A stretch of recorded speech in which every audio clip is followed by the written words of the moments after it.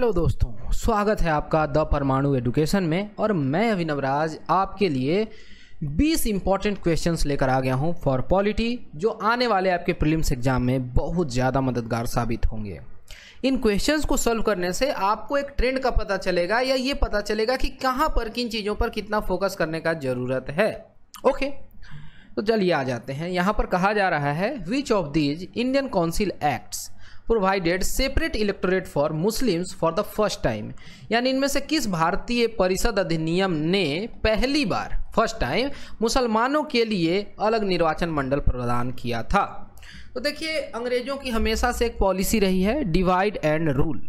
वो इसमें हमेशा से विश्वास करते रहे, अलग अलग ग्राउंड्स पर लोगों को तोड़े, कभी कास्ट के नाम पर, कभी कलर के, तो कभी क्रीड, कभी रिलीजन, कभी रीजन, और न जाने क्या क्या तरकीब अपनाते रहते थे। उसी में इन्होंने एक नया डेवलपमेंट किया था सन 1909 में इंडियन काउंसिल ऑफ एक्ट 1909 से। इसको पॉपुलरली मोरले मिंटो रिफॉर्म्स भी कहते हैं। ओके, जहाँ पर कि मुस्लिम्स के लिए सेपरेट इलेक्टोरेट की बात की गई थी। तो 1 का करेक्ट आंसर हो जाता है ऑप्शन नंबर बी। क्या आप बता सकते हैं कि जो इंडियन काउंसिल एक्ट 1919 का है, इसको पॉपुलरली किस नाम से जानते हैं? मुझे आपके जवाब का इंतजार रहेगा कमेंट सेक्शन में। अगला सवाल है कि भारत की संविधान सभा के अस्थायी अध्यक्ष कौन थे? Who was the permanent chairman of the constituent assembly of India? तो देखिए, जब कॉन्स्टिट्यूएंट असेंबली बनी थी तो उस समय एक व्यक्ति को टेम्पररी चेयरपर्सन बना दिया गया था, जब तक कि कोई परमानेंट चेयरपर्सन नहीं बने, और वो थे डॉक्टर सच्चिदानंद सिन्हा जी। लेकिन परमानेंट चेयरपर्सन बनते हैं डॉक्टर राजेंद्र प्रसाद, जो आगे चल के देश के पहले राष्ट्रपति भी बनते हैं। राजन बाबू के रूप में जाने जाते हैं, इनको देश रत्न के रूप में जाना जाता है। बिहार के भूमि से आते हैं डॉक्टर प्रसाद जो हैं। क्या आप इनके गांव का नाम बता सकते हैं? इस तरीके के क्वेश्चंस भी बीपीएससी पूछती है। मैं तो जवाब देता चला जाऊंगा, लेकिन मेरा ये मकसद होता है कि आप चीज़ों को ढूंढें। नहीं आएगा तो आप कमेंट तो कर दीजिए, मैं अगले वीडियो में सारा जवाब दे दूंगा, ठीक है। डॉक्टर सच्चिदानंद सिन्हा भी बिहार के बक्सर के क्षेत्र से आते थे, और ये मीटिंग जो है वो 9 दिसंबर को पहली बार बैठक बैठी थी 1946 में, 1946 में। और डॉक्टर राजेंद्र प्रसाद का नाम प्रपोज किया गया था आचार्य कृपलानी के द्वारा, ठीक है। अगला सवाल मैचिंग है, यहाँ पे बहुत कुछ कंसेप्ट मिलेगा, आपको मैच करना है। इस क्वेश्चन को देख के आपको क्या आइडिया लगा? ये बात हो रही है पोर्टफोलियो ऑफ इंतरिम कैबिनेट की। जो अंतरिम कैबिनेट थी उसकी जो बैठक बैठी, उसमें जो पोर्टफोलियो बनाया गया कि किसको कौन सा मंत्रालय दिया जाए। तब तो हमारा फुल फ्लेज अपना शासन नहीं आया था, अभी हमारा संविधान इफेक्ट में नहीं आया था, लेकिन देश हम चला रहे थे तो कैबिनेट की जरूरत पड़ेगी। तो वहां पर डॉक्टर राजेंद्र प्रसाद कौन सा डिपार्टमेंट देख रहे थे, बालदेव सिंह कौन सा डिपार्टमेंट देख रहे थे, लियाकत अली खान क्या देख रहे थे, और बाबू जगजीवन राम क्या देख रहे थे, ये बताना है। ओके, क्या आप बता सकते हैं? तो देखिए, यहाँ पर डॉक्टर राजेंद्र प्रसाद जो है फूड एंड एग्रीकल्चर देख रहे थे, डिफेंस देखने का काम मिला था बलदेव सिंह को, लियाकत अली खान जो हैं वो फाइनेंस देख रहे थे, और जगजीवन राम लेबर यानी मजदूरों को देख रहे थे। तो करेक्ट आंसर क्या हो जाएगा? डी हो जाएगा। ए का 3, बी का 1, सी का 4, डी का 2। Correct answer option number D. तो ये पूरा लिस्ट नहीं है, आपको इस तरीके से तैयार कर लेना चाहिए, इन चीज़ों पर फोकस होना चाहिए। ये एक बार देख लीजिए। आगे चलते हैं। यहाँ पर बातें की गई हैं प्रीएम्बल के बारे में, प्रस्तावना के बारे में। कुछ स्टेटमेंट्स दिए गए हैं और आपको बताना है कि कौन सा स्टेटमेंट सही है या कौन सा गलत है। सही पूछा गया है। आर्टिकल 301 जो है 301 is related to right to property. क्या ये बात सही है? देखिए, पहले जो हमारा राइट टू प्रॉपर्टी है ना, वो हमारा फंडामेंटल राइट हुआ करता था अंडर आर्टिकल 19(1)(f). आगे चल के इसको यहाँ से हटा दिया जाता है। ये जो राइट टू प्रॉपर्टी है अब बाद में चल के फंडामेंटल राइट नहीं रहता है। इसको आर्टिकल 300A में जगह दे दिया गया, और ये हो पाया था 44th अमेंडमेंट से, जो हुआ 1978 में। ओके, तो आर्टिकल 301 गलत हो जाता है। आर्टिकल 301 में क्या बात किया गया है? तो यहाँ पर बात की गई है ट्रेड एंड कॉमर्स की, ट्रेड एंड कॉमर्स की बात की गई है। तो पहला स्टेटमेंट गलत है, तो जिसमें ए है उसको हटा देते हैं। दूसरा है कि राइट टू प्रॉपर्टी एक लीगल राइट है but not a fundamental right. क्या ये बात सही है? देखिए, इसलिए ही मैं लीगल राइट का टर्म जो है मैं यूज नहीं कर रहा था, क्योंकि ये यहाँ आने वाला था। फंडामेंटल राइट तो नहीं है, ये बात तय है, लीगल राइट है, ये बिल्कुल सही है। और तीसरा स्टेटमेंट है कि आर्टिकल 300A जो है ये इंसर्ट किया गया था हमारे कॉन्स्टिट्यूशन में 42nd अमेंडमेंट से। बिल्कुल नहीं, अभी हमने कहा था 44th अमेंडमेंट 1978। तो तीसरा भी गलत है, पहला भी गलत है, तो जिसमें AC है हटा दीजिए। करेक्ट आंसर मिल गया option number D. Next question, question number 5 है। यहां पर मैच करना है। यहां पर 7th, 61st, 31st और 91st अमेंडमेंट दिए गए हैं संविधान के, और उनके क्या असर पड़े हमारे संविधान में ये बताना है। ये सारे बहुत ही क्रूशियल हैं और इस पर कई तरीके के सवाल बन सकते हैं। ठीक है, तो 7th कॉन्स्टिट्यूशनल अमेंडमेंट जो है वो किस लिए था कि कॉमन हाई कोर्ट हो सकता है। ध्यान दीजिएगा, अब होता क्या है कि यहाँ पर जब हमारा देश आज़ाद होता है तो अब स्टेट्स का बाइफर्केशन शुरू हो जाता है अलग अलग आधार पर। पहले लैंग्वेज का आधार बनाया गया और आंध्रा अलग हो गया, लेकिन कहा गया कि नहीं, लैंग्वेज हम आधार मान के नहीं अलग करेंगे, जरूरत के हिसाब से स्टेट्स अलग होने लगे। तो उस समय सभी जगहों पर हाई कोर्ट खोलना संभव नहीं था, इसलिए कह दिया गया कि कॉमन हाई कोर्ट्स हो सकते हैं। तो 7th यही अमेंडमेंट था। 61st किसके लिए था, क्या आप बता सकते हैं? तो यहाँ पर वोटिंग एज कम कर दी गई थी, 21 वर्ष से घटा के 18 वर्ष कर दी गई थी राजीव गांधी की सरकार में। तो बी का हो जाएगा 3। 31st किस लिए है? 31st भी बहुत इंपॉर्टेंट है। यहाँ पर लोकसभा की सीटों को बढ़ा दिया गया था, 525 से बढ़ा के 545 कर दिया गया था। और 91st किसके लिए है? तो यहाँ पर नहीं होता, पहले क्या था कि जितने विधायक थे ना उनको लोभ दे दे के कि आपको भी मंत्री बना देंगे, आप हमको सपोर्ट कर दीजिए, ऐसे करते थे। तो इस चीज़ को रोकने के लिए कैपिंग कर दी गई कि जितना स्ट्रेंथ रहेगा काउंसिल ये असेंबली का, उसके मैक्सिमम 15% ही काउंसिल्स में मिनिस्टर्स हो सकते हैं। तो यही बातें कर दी गई थी 91st में। तो अब क्या होगा सुटेबल करेक्ट आंसर, क्या बता पा रहे हैं? सही जवाब है ऑप्शन नंबर डी। ओके, आगे चलते हैं, एक बार ये आंसर देख लीजिए। छठे सवाल पर चलते हैं। यहाँ पर आपको बताना है कि members of the Rajya Sabha are not associated with. अब यहाँ बहुत सारी समितियों के नाम दिए गए हैं, आपको बताना है कि किस समिति में राज्यसभा के सदस्य नहीं होते हैं। लोक लेखा समिति यानी पब्लिक अकाउंट्स कमेटी क्या होते हैं? जी हाँ, बिल्कुल होते हैं। एस्टीमेट कमेटी इसमें नहीं होते हैं, इसमें केवल लोकसभा के होते हैं। पब्लिक अंडरटेकिंग की जो कमेटी है इसमें तो होते हैं राज्यसभा और लोकसभा, और जो ज्वाइंट पार्लियामेंट्री कमेटी है इसमें भी होते हैं। तो सही जवाब 61 का हो जाता है, 6 का हो जाता है ऑप्शन नंबर बी। देखिए, एस्टीमेट कमेटी जो है इसमें टोटल 30 मेंबर्स होते हैं और 30 के 30 जो हैं वो लोकसभा से होते हैं। इस तरीके के सवाल जो हैं कई बार पूछे गए हैं और इन कमेटीज को इग्नोर करके आप एग्जाम देने मत जाइएगा। मैं बहुत ही मतलब इस बात पर जोर देकर बोलता हूं कि इस बात का आप ध्यान रखें। क्वेश्चन नंबर 7 पर आ जाते हैं। How many members are nominated by the governor in the state legislative council? कितने ऐसे सदस्य हैं जो कि गवर्नर के द्वारा नॉमिनेट किए जाते हैं? तो ये तो पूरी की पूरी जो इलेक्शन की प्रक्रिया है आप देखते हैं कि जिसमें 1/3 जो मेंबर्स होते हैं वो म्युनिसिपैलिटी से, ग्राम पंचायत से, पंचायत समिति से या डिस्ट्रिक्ट काउंसिल से आते हैं। अगले जो 1/3 होते हैं वो इलेक्ट किए जाते हैं जो लेजिस्लेटिव असेंबली यानी विधानसभा के सदस्य हैं वही चुनते हैं। तो यहाँ पर तो 2/3 काम हो गया। अब जो 1/3 बच गया 1/3 टोटल का बच गया है। अब इसमें अलग अलग तरीके से लाते हैं। अब इसमें 1/6, 1/12 और 1/12 ऐसे करके आते हैं। तो ये 1/6 कौन होते हैं? तो ये नॉमिनेट किए जाते हैं गवर्नर के द्वारा। ये पर्सन्स जो होते हैं अलग अलग एक्सपीरियंस्ड फील्ड्स के होते हैं, लिटरेचर, साइंस, आर्ट, कोऑपरेटिव या सोशल सर्विस वगैरह से। 1/12 जो ये हो गए ये कहाँ से आते हैं? तो ये ग्रेजुएट्स होते हैं।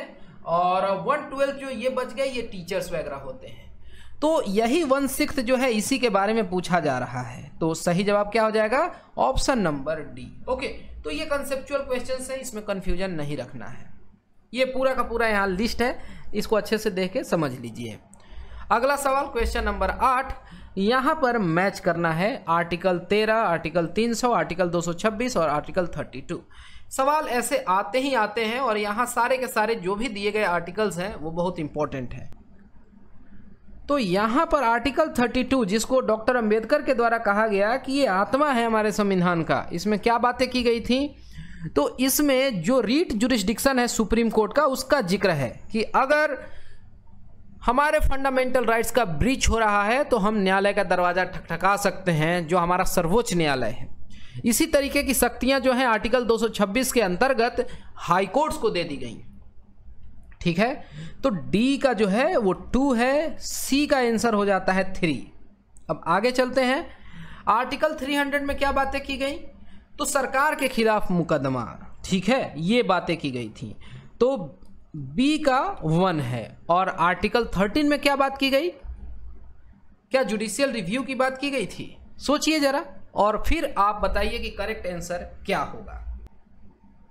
तो आर्टिकल 13 में मीन्स ऑफ जुडिशियल रिव्यू की बात की गई थी।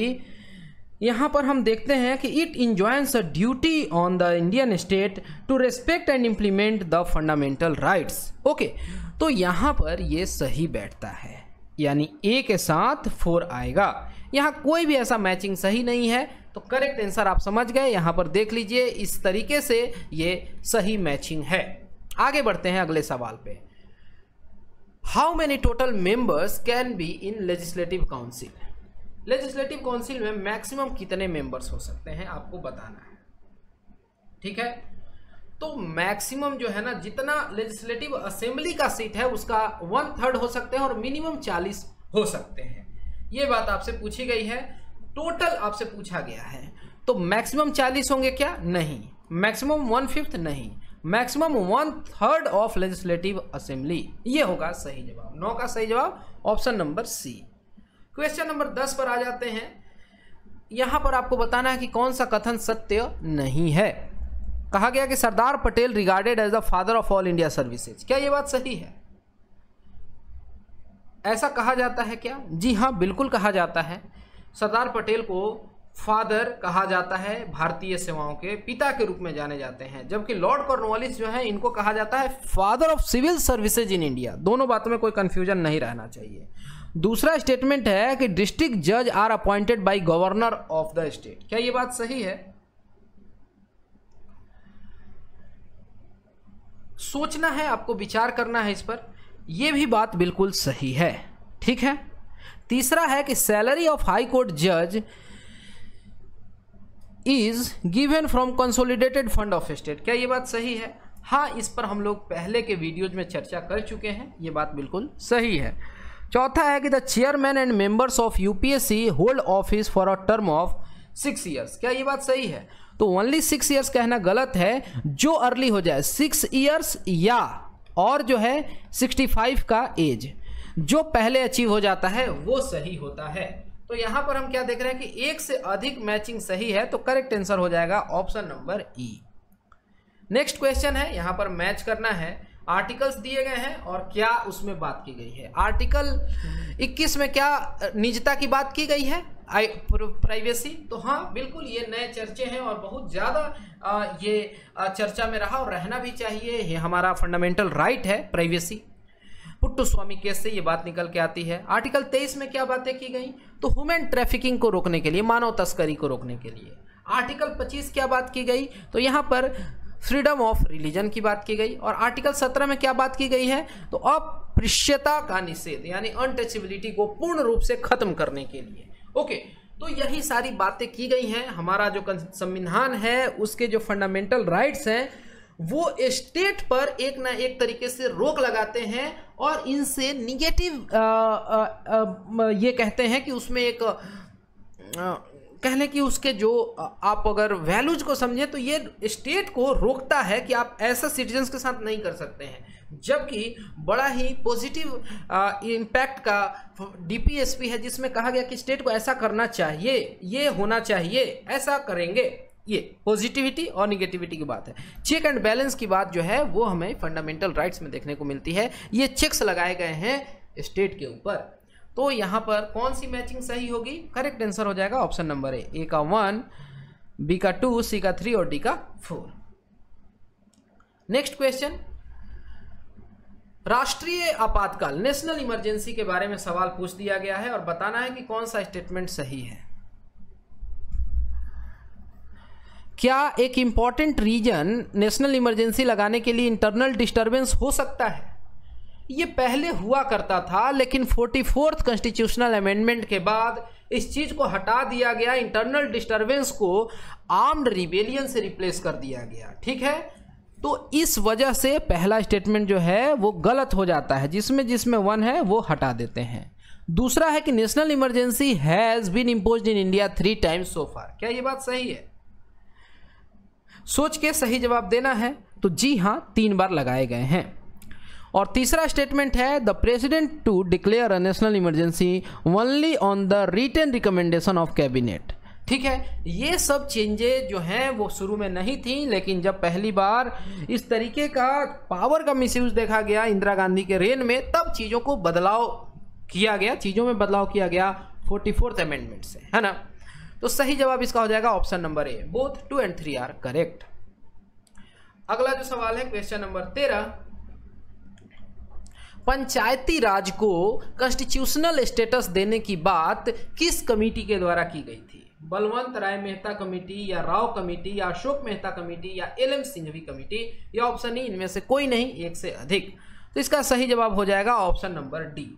देखिए, जितनी भी ये कमिटीज है ना, और आप जितनी कमिटीज को याद रख सकते हैं, जैसे मालीमत कमेटी या पैम राजपूत कमेटी, ये सारे इंपॉर्टेंट हैं। कहीं ना कहीं एग्जाम देने से पहले सारे कमिटीज को देख लीजिएगा कि किस कमेटी के क्या रिकमेंडेशंस थे, और एक रफ आइडिया टाइम का रहना चाहिए। जैसे कि कभी पूछ लिया जाए कि पुंछी कमेटी कब बनाई गई थी, किसके लिए बनाई गई थी, तो आइडिया रहना चाहिए। ठीक है, तो यहाँ पर देखिए एल एम सिंघवी कमेटी का कॉन्स्टिट्यूशन हुआ था 1986 में। ये जो कमेटी है, ये इन्होंने रिकमेंड किया था कि जो लोकल सेल्फ गवर्नमेंट है इसको कॉन्स्टिट्यूशनल रिकॉग्नाइजेशन मिलना चाहिए, जो कि आगे चल के मिलता है।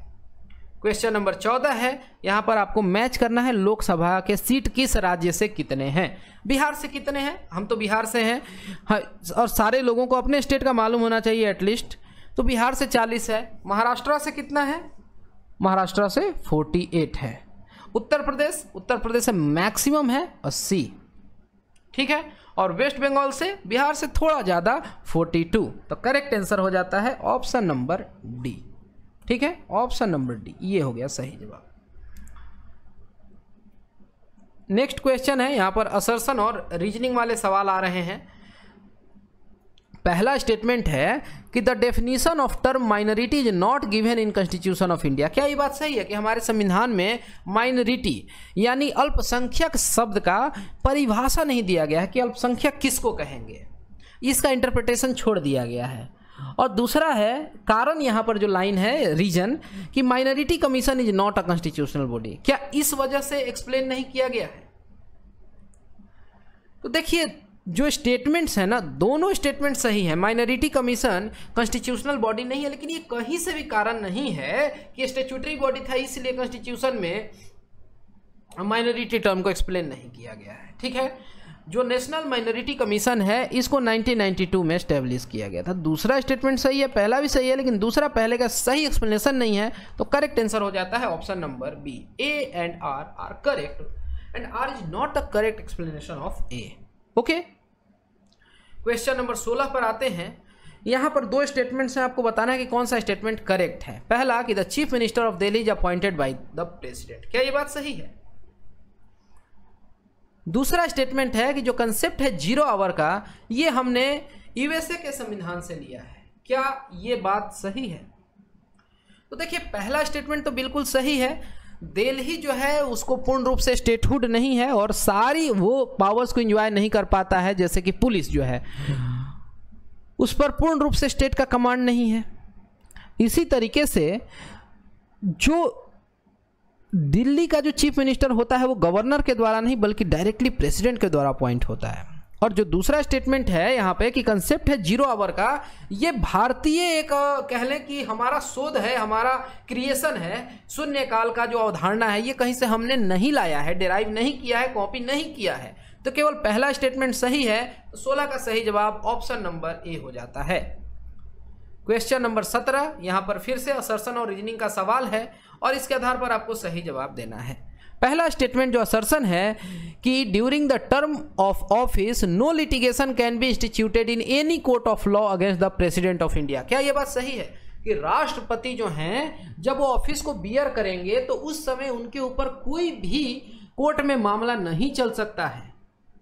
ये बात सही है, बिल्कुल सही है। और रीजन बताया जा रहा है कि president's office is above constitution. क्या ये बात सही है? देखिए, ये तो कहीं से ही बात नहीं है कि प्रेसिडेंट का जो पद है वो संविधान से ऊपर है। हमारा संविधान जो है वो सर्वोपरि है, सुपरमेसी ऑफ कॉन्स्टिट्यूशन है। यही बात तो केशवानंद भारती केस से निकल के आती है बेसिक स्ट्रक्चर में। संविधान से बढ़ के कुछ भी नहीं है, राष्ट्रपति भी नहीं है, राष्ट्रपति को महाभियोग से हटा सकते हैं, लेकिन जो हमारा फर्स्ट सिटीजन है उसके लिए और देश में जो सरकार है या जो रूलिंग अथॉरिटी है उसमें लोगों का विश्वास बना रहे, तो उस समय प्रेसिडेंट वगैरह पर किसी भी तरीके का मुकदमा नहीं चलता है। तो स्टेटमेंट ए जो है वो सही है, दूसरा फॉल्स है, आर जो है वो गलत है। सीधी बात, संविधान से ऊपर कुछ भी नहीं है देश में, सीधी बात यही है।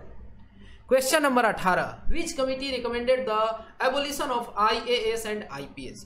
जब सेंटर और स्टेट्स के बीच में बहुत ज़्यादा परेशानी बढ़ने लगती है तो कई तरीके के बोन ऑफ कंटेंशंस होते हैं। एक ये भी बात आती है कि IAS और IPS जो होते हैं ये तो केंद्र सरकार के भेजे हुए लोग हैं राज्यों में, तो ये राज्य सरकार की सुनते नहीं है, इसलिए इस पोस्ट को ही एबॉलिश कर दिया जाए। ऐसा किसका कहना था? राजमन्नार कमीशन का, या के कस्तूरीरंगन कमेटी, या राजा चेलिया कमेटी, या खुसरो कमेटी, या ऑप्शन ई?